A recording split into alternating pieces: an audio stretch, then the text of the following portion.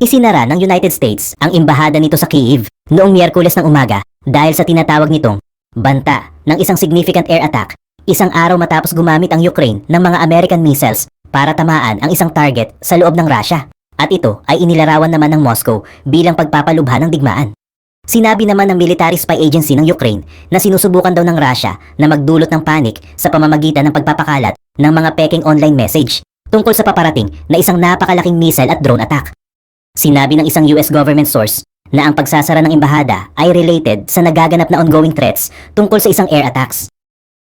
Samantala, ayon sa Italian at Greek embassy, isinara na rin nila ang kanilang mga embahada. Nanatiling bukas naman ang embahada ng France, ngunit hinimok ang mga mamamayan nito na maging maingat.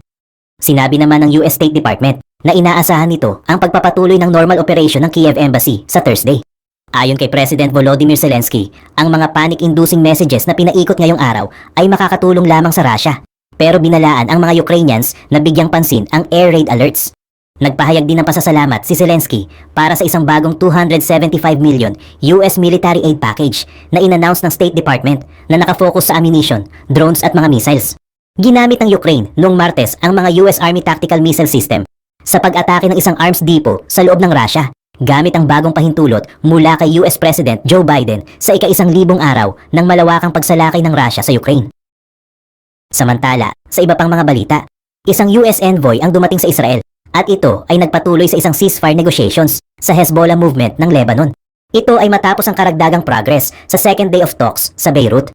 Si Amos Hochstein na nanguna sa mga efforts ng Biden administration sa pagwawakas ang higit sa isang taon na tunggalian ay inaasahang makikipagpulong sa punong ministro ng Israel na si Benjamin Netanyahu sa Thursday.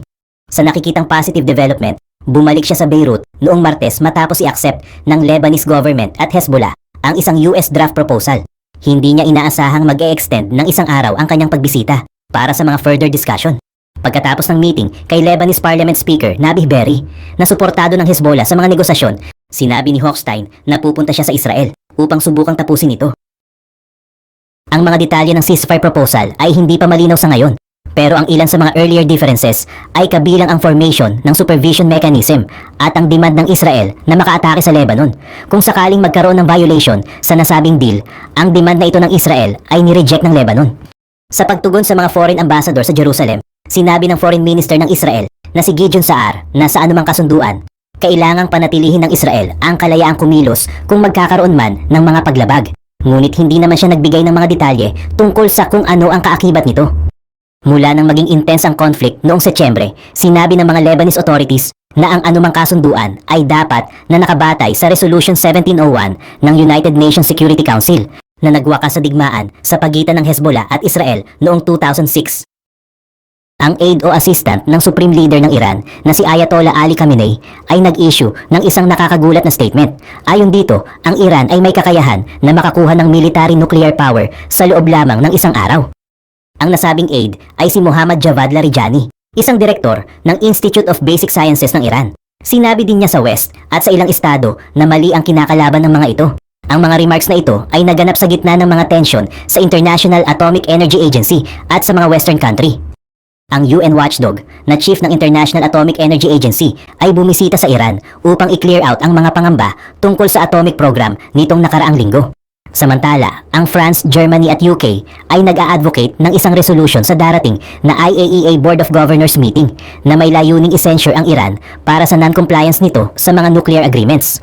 Pinalawig naman ng European Union at United Kingdom ang mga parusa sa Iran dahil sa military support nito para sa Russia.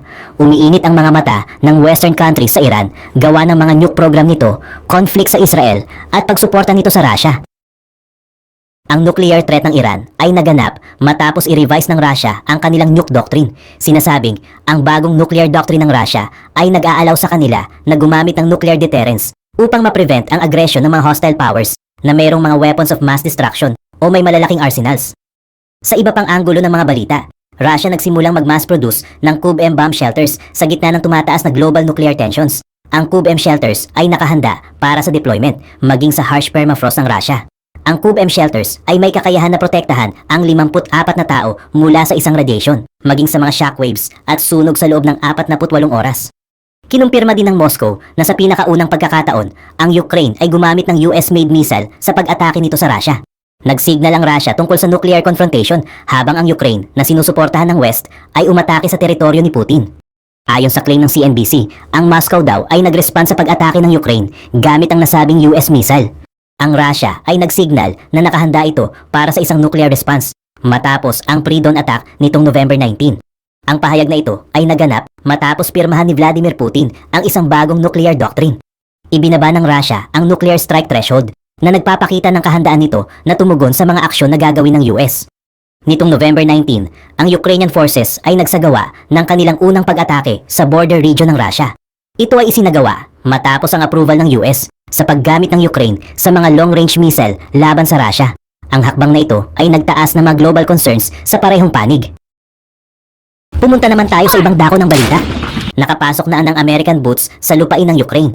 Ang mga tangke ng Abrams ay umuusad papuntang silangan. Mga F-16 nagdo-dominate na sa himpapawid. All set para itulak ang Russia pabalik. Ito yung kinatatakutan ng Russia. Isang senaryo na pwedeng magdala ng unpredictable consequences. Game changer kaya ito para sa Ukraine o baka spark ito ng mas malaking apoy. 30 months in at yung dating di matitinag na puwersa ng Russia mukhang mas mahina na ngayon, lalo na pagkatapos ng daring move ng Ukraine papunta sa Kursk. Habang ang $250 billion na tulong mula sa NATO ang nagpapanatili sa Ukraine sa laban, ang latest na US aid package na may kasamang mga bagong Patriots at long-awaited F-16 baka talagang mag-tilt ng balanse. Pero kung mag-level up pa ng US at mag-deploy ng troops, ibang usapan na yon. So buckle up habang sumisid tayo sa kung ano ang mangyayari kung mag-turn up ng hit ang Amerika sa Ukraine. Kung gagawin ito ng US, baka ito na yung wake-up call na matagal nang iniiwasan ni Putin. Pero paano kung bumaliktad ulit ang ihip ng hangin pabor sa Russia? Malamang ibabagsak ni Putin lahat ng kaya niya sa Kharkiv o kahit sa Kiev. After all, ang unang subok niya sa Kharkiv noong 2024 ay napaka-epic fail na puro mahihinang infantry ang pinasok niya nang walang tank support, nagresulta sa massive losses at walang napalanong teritoryo. Ngayon, nakabangko si Putin sa numbers para takpan ang lahat ng kulang. Sa bagong conscription, may 300,000 soldiers kada taon at mga kontrata para sa recruits. Mukhang all-in na si Putin sa quantity over quality strategy. Umaasang mapupuno niya ang Kharkiv ng mga sundalo. At dito, pwedeng mag-step in ang US para ipaalala sa kanya kung bakit importante ang quality at strategy. Tingnan natin kung ano ang pwedeng gawin ng effective US deployment sa Ukraine. So, gaano ba karami ang US soldiers na handa na? Ang sagot? Marami. Pero hindi lahat trained for offensive missions.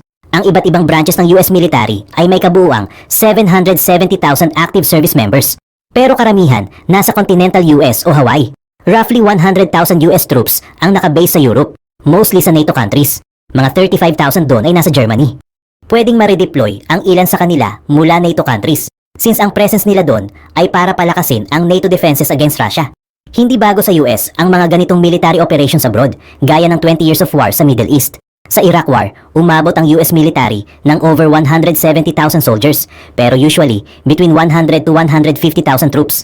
Kaya posible na mag-deploy ng as much as 100,000 soldiers ang US sa Ukraine para palakasin ang local defenses at pigilan ng Russia.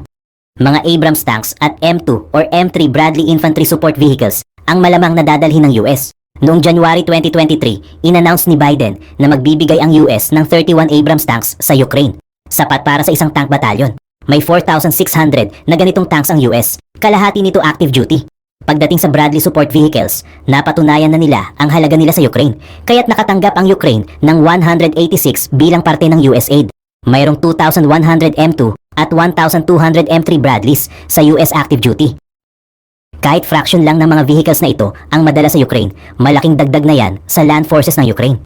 Kasama na rin ang mga anti-tank at anti-air defenses tulad ng Patriots at Javelins. Para sa mga di pa aware, ang Javelins ay mga anti-tank fire and forget missiles na ipinadala ng US ng 7,000 units sa Ukraine.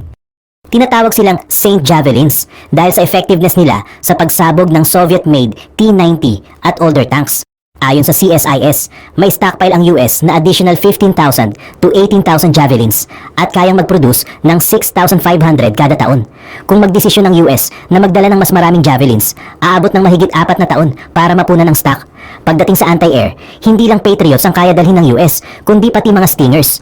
Mga lumang generation na ang Stingers, kaya unti-unti na rin nababawasan ng orders. Pero with about 8,000 Stingers pa rin sa stock, malamang gamitin na ng US ang karamihan nito sa Ukraine bago maging obsolete. Pwedeng i-compare ang Russian military ngayon for reference. Ayon sa stats, May 1.3 million active personnel ang Russian Army. On paper kapareho ng US forces. Pero iba ang quality ng US soldiers kumpara sa Russian soldiers. Ang Russia kasi gumagamit ng mixed conscription contract model. Mas mataas ang bilang ng conscripts kaysa contract soldiers. Malaking bagay ito dahil ang Russian conscripts ay hindi para sa missions outside Russia. Kahit outnumbered ng Russia ang combined Ukrainian army at potential US deployment, hindi lahat ng sundalo ni Putin ay kayang i-deploy sa Ukraine. At ang training ng Russian conscripts, hindi ganong kaganda.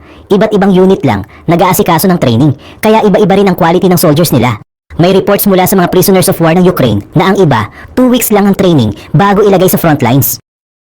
Dagdag pa ang dami ng losses na natamo ng Russia sa buong course ng war.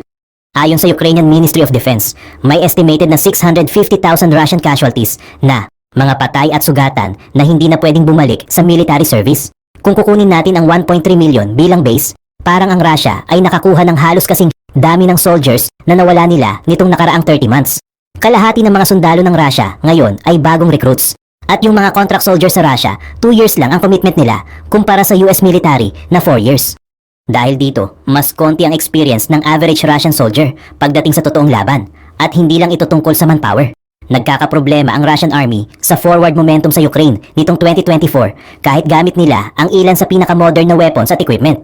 Pero hindi reliable ang mga ito. Halimbawa, yung modern main battle tank ng Russia, ang T-90, dapat sana ay advance kumpara sa meron ng Ukraine noong simula ng war. Pero dahil sa mga anti-tank missiles ng NATO tulad ng Javelins at paglaganap ng drone-based warfare, hindi gaano nakaapekto ang T-90 sa mga labanan. Kumpara sa Abrams tanks ng US, may malaking flow ang T-90s.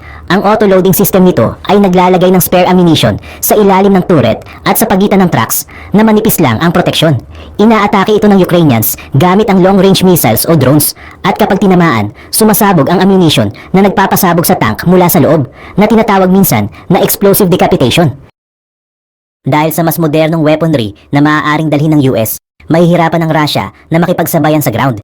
Dagdag pa, mas maraming anti-tank systems ang pwedeng i-deploy ng US, kaya mas mahina na ang banta ng Russia sa Ukraine. Pati supply lines at ammo depots ng Russia sa labas ng Donbas. Patuloy na binabanatan ng Ukraine gamit ang long-range artillery. Ang pinaka-recent na mga halimbawa ay noong September 18 at 21, kung saan inatake ang dalawang ammo depots malapit sa Toropets at Tikhoretsk. Kitang-kita sa satellite images na nasunog at nawasak ang mga ito. Kung magdesisyon ng US na hawakan ang offensive part ng campaign, pwede nilang dalhin ang mas maraming HIMARS at ATA-CMS na long-range artillery. Posible na kaya nilang tuluyang maputol ang supply ng Russia sa frontline. Sa best case scenario, magdadala ang US ng 100,000 to 150,000 troops kasama ang mga tanks, missiles at anti-tank at anti-air defenses sa Ukraine. At kung mangyari yon, malamang na kayang itulak pabalik ang buong Russian invasion force in just a few months. Kung tuloy-tuloy ang advantage ng Ukraine sa tempo dahil sa pag-invade nila sa Kursk at sa long-range strikes nila sa supply lines, lalo lang tataas ang tsansa nilang manalo sa tulong ng US presence. Ang mas maraming anti-air systems ng US Army ay makakapagprotekta laban sa mga incoming Russian missiles, kaya bababa ang casualty rate ng Ukrainian side.